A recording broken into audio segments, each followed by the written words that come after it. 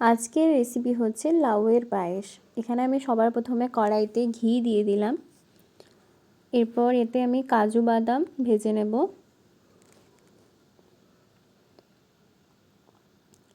এরপর আমি এর মধ্যে ধুয়ে রাখা গোবিন্দভোগ চাল দিয়ে দিচ্ছি। দিয়ে চালটা হালকা ভাজতে হবে। এরপর আমি এর মধ্যে দিয়ে দেব গ্রেট করে রাখা লাউ।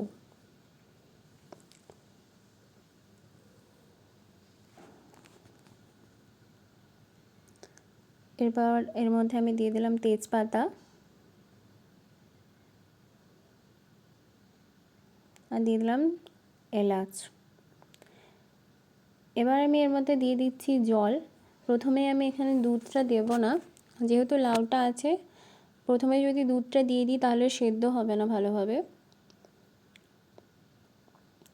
বেশ কিছুটা জল দিয়ে আমি ঢাকা দিয়ে দেব।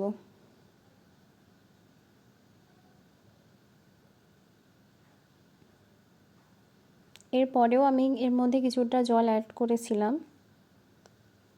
দিতে ভালোভাবে সেদ্ধ হয়ে গেছে। এবার আমি দিয়ে দিলাম চিনি আর দিলাম সামান্য লবণ। দেখতেই পাচ্ছেন ভালোভাবে সেদ্ধ হয়ে গেছে।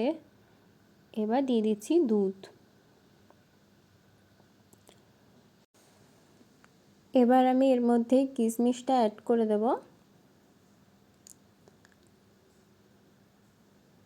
রেডি হয়ে গেছে আমাদের লাউয়ের পায়েস।